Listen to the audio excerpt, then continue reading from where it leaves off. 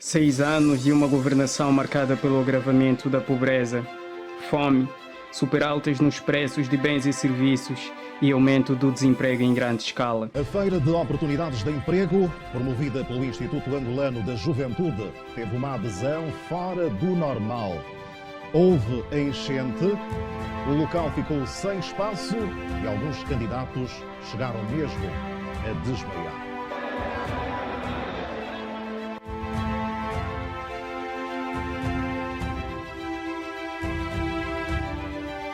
6 anos de frustração das aspirações do bem-estar dos angolanos. São muitos que esperavam por dias melhores nesta governação, mas a pobreza não para de crescer e a fome e o desemprego estão mais que matando essa mística esperança. Ao contrário do que dizia Neto, hoje não somos apenas as crianças nuas das senzalas do mato.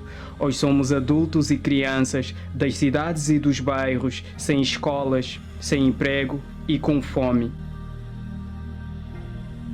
Não restam muitas alternativas senão ir em busca de vida, manifestando contra as dores que contorcem os nossos corpos. Por que estão a dar tiros de borracha? Se nós simplesmente estamos a reivindicar um direito nosso. Apesar disso, ainda somos nós mesmos, os mesmos angolanos, gente humilde dos moceques, dos banquetes em louças de ferro esmaltado, mas faltam-nos tudo, desde o começo de um fenômeno raro em nossas vidas. O fenômeno João Lourenço na economia angolana, 6 anos de governação, fracassos e sucessos. Agosto de 2017, data que viria a marcar a vida de todos os angolanos para sempre. É proclamado o Presidente da República de Angola, João Manuel Gonçalves Lourenço. Foi aqui onde tudo começou. Depois de 38 anos de governação de José Eduardo dos Santos, Angola passa a ter João Manuel Gonçalves Lourenço como Presidente da República, o terceiro depois da independência de Angola. João Manuel Gonçalves Lourenço nasceu no dia 5 de março de 1954 na cidade de Lubito, província de Benguela. É casado com Ana Afonso Dias Lourenço e pai de 6 filhos. De 1978 a 1982, recebeu na então União Soviética a formação militar, tendo-se especializado em artilharia pesada. Neste país, obteve igualmente o grau académico de mestre em ciências históricas. Anteriormente, já tinha desempenhado as funções de primeiro secretário do Bureau Político e também secretário do Bureau Político do MPLA para a informação e para a esfera econômica e social. No domínio das funções governativas, foi nomeado em 1983, aos 29 anos de idade, para exercer o cargo de Comissário Provincial do Mochico, equivalente ao cargo atual de governador da província. Foi posteriormente, de 1986 a 1989, Comissário Provincial de Benguela. Em 2014, por decreto presidencial, foi nomeado Ministro da Defesa Nacional, cargo que exerceu até o início de campanha eleitoral de 2017. Ao nível parlamentar, João Lourenço foi presidente do grupo parlamentar do MPLA de 1991 a 1998 e posteriormente presidente da Comissão Constitucional da Assembleia Nacional, tendo desempenhado as funções de primeiro presidente da Assembleia Nacional de 2003 a 2014. É general de 3 estrelas na reserva das Forças Armadas Angolanas, FAB. Depois da ascensão de João Lourenço ao poder, João Lourenço passou a ter como suas principais metas económicas aumentar o crescimento económico de Angola, aumentar a empregabilidade, melhorar a qualidade de formação de quadros e melhorar o ambiente de negócios do país. Essas metas fazem parte do Plano Nacional de Desenvolvimento de Angola 2018-2022, considerado também Angola 2025. O Plano Nacional de Desenvolvimento é um instrumento onde estão descritos todas as metas que o governo pretende alcançá-las durante certo período, visa a implementação de estratégias de longo prazo do governo e responde aos objetivos estratégicos definidos. Só para constar, o Plano de Desenvolvimento 2018-2017, elaborado pelo governo de João Lourenço, é cópia do Plano de Desenvolvimento do governo de José Eduardo dos Santos. Pois as metas são completamente iguais, mesmo a realidade económica ter mudado significativamente, mesmo assim assim, João Lourenço decidiu seguir com o seu plano, copiando as metas do seu antecessor. Mas sobre isto nós vamos falar mais adiante no vídeo, portanto fique ligado. Neste vídeo vamos, portanto, analisar o fenómeno João Lourenço na economia angolana, a fim de vermos se entre o período dos finais de 2017 a 2023 a nossa economia cresceu ou não. A finalidade deste vídeo é apenas analisar o desenvolvimento da economia, embora outros fatores estejam relacionados. Mas antes de partirmos para o nosso vídeo, não se esqueça de deixar ficar o seu gosto e inscrever-se no nosso canal e ativar o sininho das notificações para estar a par de todos os conteúdos que postarmos aqui. Vamos então começar a analisar as metas económicas de João Lourenço, começando pela melhoria da economia. Com este objetivo, João Lourenço prometeu promover o bem-estar, erradicando a fome e a pobreza, bem como garantir um ritmo elevado de desenvolvimento económico com sustentabilidade macroeconómica e com uma diversificação da economia. Esse objetivo tem como base a sustentabilidade das finanças públicas e como principais metas reduzir a taxa de pobreza em 25%, reduzir o rácio da dívida sobre o PIB em 60% até 2022 e fazer o produto não petrolífero representar 77,9% do PIB. E, portanto, à luz desse objetivo, o governo de João Lourenço projetou alcançar um PIB em 2018 de cerca de 24 mil milhões e uma taxa de crescimento de cerca de 2,3%. E em 2019, uma projeção de cerca de 30 mil milhões e uma taxa de crescimento de 3,3%. Enquanto que para 2020 a projeção foi de 35 mil milhões e uma taxa de crescimento de 3,8%. Enquanto que para 2021 a projeção ficou em 40 e uma taxa de crescimento de 4,2%. E por sua vez em 2022 a projeção do PIB ficou em 45 mil milhões e uma taxa de crescimento de 5,2%. Corrigindo os valores projetados do PIB pela inflação, nós passaremos a ter os seguintes números. Em 2018 passamos a ter uma correção de cerca de 24 mil milhões para 65 mil milhões. Enquanto que em 2019 passamos a ter uma correção de 30 mil milhões para 82 mil milhões. Para 2020 nós passamos a ter uma correção de 35 mil milhões para 96 mil milhões. Enquanto que em 2021 passamos a ter uma correção de 40 mil milhões para 109 mil milhões. E por sua vez em 2022 passamos a ter uma correção de 45 mil milhões para 123 mil milhões. Mas efetivamente os números reais alcançados de PIB foram completamente diferentes aos projetados pelo governo. Em 2018 o governo alcançou um PIB de cerca de 78 mil milhões e uma taxa de crescimento de menos 1,3%,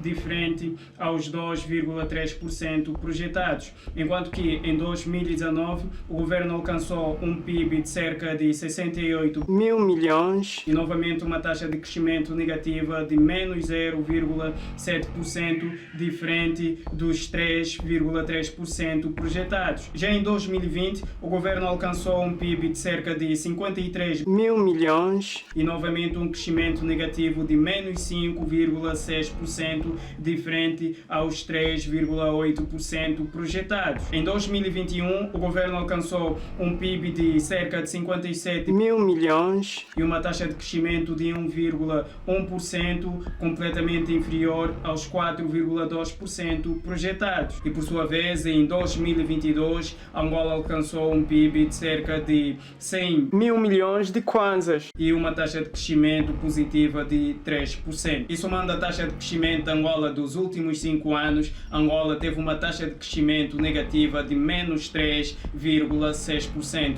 o que significa que a economia de Angola caiu brutalmente nos últimos 5 anos, isto é, não teve crescimento nenhum. E relativamente às despesas públicas, elas reduziram ligeiramente. Elas desceram de aproximadamente 16 mil milhões em 2018 para aproximadamente 11 mil milhões em 2021. Em relação à variação percentual sobre o PIB, foi uma redução de cerca de 20,58% sobre o PIB em 2018 para 19,50% sobre o PIB em 2021. E relativamente à evolução da dívida pública, a evolução da dívida pública sobre o PIB passou de 93% em 2018 para para 103,55% em 2019 e 138,90% em 2020 e 86,86% em 2021. 2019 foi o ano que o governo se endividou mais, gastou aproximadamente 77 mil milhões. A dívida pública sobre o PIB acumulada foi de 499,63%, o que dá uma média anual de 108% de dívida pública sobre o PIB. A dívida pública angolana saiu de aproximadamente 72 mil milhões em 2018 para aproximadamente 49 mil milhões de kwanzas em 2022. Embora pareça ser uma redução completamente significativa, o nosso déficit orçamentário saiu em 2018 de 2,29% para 3,83% em 2021, embora em 2020 tenhamos registrado um superávit de menos 1,93%. E quanto ao câmbio do kwanza face ao dólar, estimou-se entre 2018 a 2022 se conseguir uma taxa de câmbio de $1 por 298,15 kwanzas. Mas nos dias de hoje, a taxa de câmbio por $1 são 824,94 kwanzas. E finalmente, relativamente à inflação, o aumento de preços nos últimos 5 anos foi de 169,61%, enquanto que a diminuição do valor nos últimos 5 anos foi de 73,1%. Deixa eu lhe explicar de forma simples todos esses dados. Nos últimos 5 anos, Angola não teve crescimento econômico nenhum, mas ainda assim as despesas públicas do governo foram reduzindo. Mas não significa que o governo passou a gastar menos com as despesas públicas, porque passou a usar melhor o seu dinheiro, a racionalizá-lo da melhor forma. Isto está muito longe de ser verdade. As despesas públicas do governo passaram a reduzir porque passou a existir menos dinheiro para financiá-las. O governo passou a ter menos dinheiro, mas ainda assim a dívida pública também diminuiu. A nossa dívida pública também não diminuiu porque nós passamos a ser mais responsáveis e a querer menos dívidas para que nós possamos crescer de forma completamente sustentável. A nossa dívida passou a diminuir porque a classificação do nosso rating de dívida é B3, o que significa que as nossas dívidas são especulativas. Isto é, as garantias de que elas serão pagas são completamente reduzidas. Como nós somos um país completamente dependente do petróleo e o petróleo é completamente volátil, isto significa que uma hora nós podemos arrecadar mais receitas quando o petróleo estiver em alta e de forma inesperada nós também podemos passar a arrecadar menos receitas em caso de baixa das receitas petrolíferas. E esta incerteza toda deixa em risco o pagamento das nossas dívidas aos credores internacionais. Com o nosso PIB em queda, ou seja, sem crescimento econômico, as nossas despesas públicas passaram a ser reduzidas. Isso passou a forçar o governo a pedir mais dívidas no estrangeiro e com as altas taxas de juros em função da classificação do nosso rating em B3, nós passamos a ter a obrigação de pagarmos juros mais elevados para que nos possam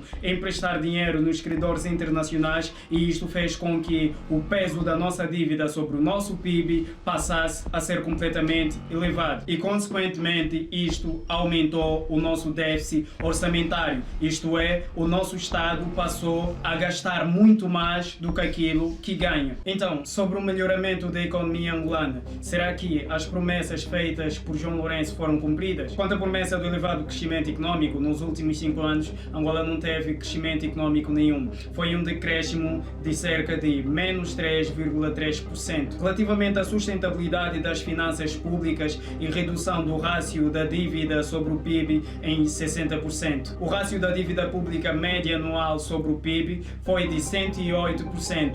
Isto é, as nossas dívidas foram superior à nossa produção interna e passamos a ter uma média anual de déficit orçamentário de 1,24%, o que significa que o nosso governo nos últimos 5 anos anualmente passou a gastar mais do que arrecadou. Sendo assim, não houve sustentabilidade das nossas finanças públicas de forma nenhuma. E quanto à promessa de fazer o PIB não petrolífero representar cerca de 77% do PIB até 2022. O PIB não petrolífero representa cerca de 76,6%, mas ainda assim o setor petrolífero representa 80% das receitas e 97% de todas as exportações. E quanto à promessa de reduzir a taxa de pobreza em 25% até 2022, hoje a nossa pobreza monetária é de 40,60%, o que significa que todas as promessas feitas relativamente à melhora da economia angolana foi completamente um fracasso. Vamos agora passar para a promessa relativamente ao aumento à empregabilidade. O desemprego em Angola aumentou de 20% para 30% da população. Das quase 15 milhões de pessoas em idade ativa, somente 10 milhões são empregadas, enquanto que 5 milhões estão sem emprego. E 60% dessas pessoas empregadas trabalham no setor informal, onde 55,1% trabalham no setor da agricultura, caça, pesca, produção animal, comércio a grosso e a retalho. Das 10 milhões de pessoas empregadas, cerca de 41,7% trabalham por conta própria, enquanto que 35,3% trabalham sem remuneração em serviços familiares para consumo próprio. E somente 13,7% destas pessoas trabalham no setor privado, enquanto que só 9% trabalha no setor público. Mais uma vez, cumpriu-se a promessa de reduzir a taxa de empregabilidade na economia?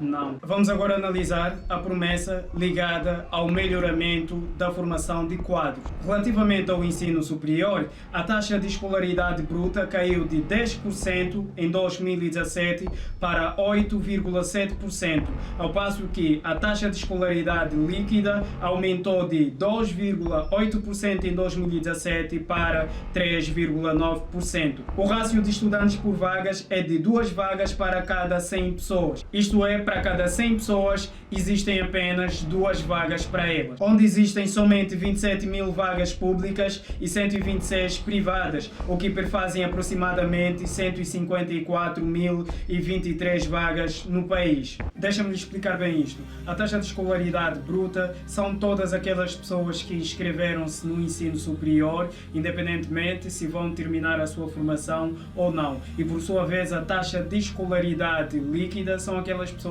que inscreveram-se no ensino superior e que terminaram a sua formação superior. Portanto, é essa taxa que vem cada vez mais aumentando e a taxa de escolaridade bruta que vem significativamente a diminuir. A taxa de escolaridade bruta vem cada vez mais a diminuir porque o acesso ao ensino universitário ficou cada vez mais dificultado, ou seja, há mais dificuldade para se ingressar no ensino superior e, portanto, a taxa de escolaridade líquida vem aumentando porque, dada esta dificuldade aqui, as pessoas estão cada vez mais a terminarem as suas formações, porque fazer faculdade hoje tornou-se algo completamente raro. E é super importante também referir que quando o nosso presidente vai às suas visitas ao estrangeiro, não se esquece de estar a fazer o apelo aos investidores estrangeiros em investirem no nosso país. Mas o nosso presidente esquece-se que não há mão de obra qualificada no nosso país de forma completamente suficiente. Operando num país onde há fraca mão de obra qualificada,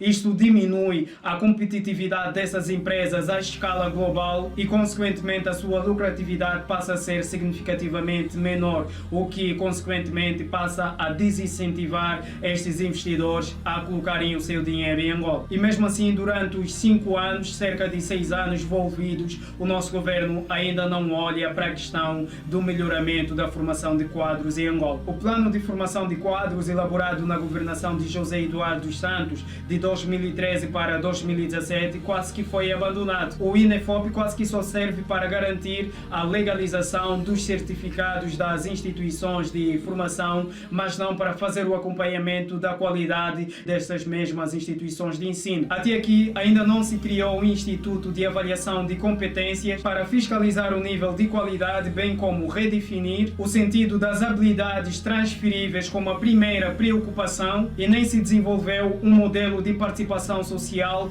com maior privilégio no interesse dos empresários, ou seja, formar as pessoas tendo em conta o interesse das empresas na economia. E nem mesmo se desenvolveu um sistema de competências. O estágio tinha de ser algo obrigatório em todo o sistema de ensino técnico profissional. Os contínuos ciclos de recessão económica estão mais que pressionando que a educação resolva os grandes problemas que o desenvolvimento económico já não consegue equacionar. Mas a nossa educação não está a transmitir aos estudantes habilidades relevantes e nem conhecimentos necessários para uma economia industrial. O fracasso do declínio de Angola é justificado pelo fracasso do seu sistema educacional, que gera má qualificação da mão de obra, provocando, portanto, baixos índices de produtividade. Uma grande reforma curricular e melhora na formação de quadros não se verificou nos últimos 5 anos na economia angolana. E, mais uma vez, esta promessa não foi cumprida por João Lourenço. E, finalmente, vamos analisar a promessa do melhoramento do ambiente de negócios em Angola. Algumas das reformas implementadas na administração pública ajudou Angola a dar um salto da posição 9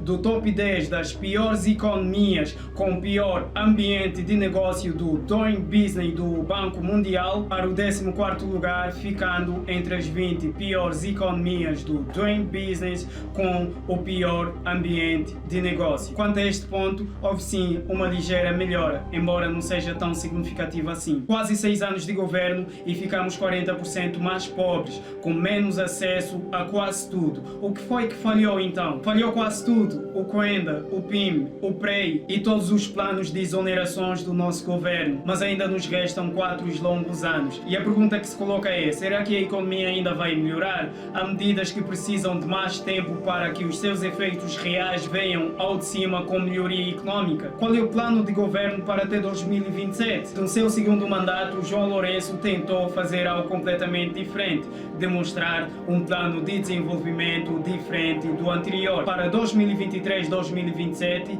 João Lourenço tem como plano de desenvolvimento para Angola as seguintes medidas: análise crítica aos programas inscritos no plano de desenvolvimento 2018-2022 para a seleção dos programas que continuarão no plano de desenvolvimento 2023-2027, seleção das iniciativas que constam do programa de governo 2022-2027 e outras que estejam alinhadas ou sejam complementares aos eixos estratégicos de desenvolvimento, e identificação de iniciativas com os ministérios e governos provinciais. Ou seja, esta é uma forma lindamente estúpida para se dizer que nós não temos plano de desenvolvimento estratégico para Angola. Para mim, eu penso que o caminho da economia angolana equivale a uma pessoa gorda, bêbada e estúpida. Se continuar assim, não terá um final feliz. E você aí do outro lado, qual é o seu sentimento quanto ao desenvolvimento económico de Angola? Deixe ficar a sua opinião aqui abaixo nos comentários. Eu sou o Gouveia Malange e você esteve no Pregão Informativo. Até o próximo vídeo.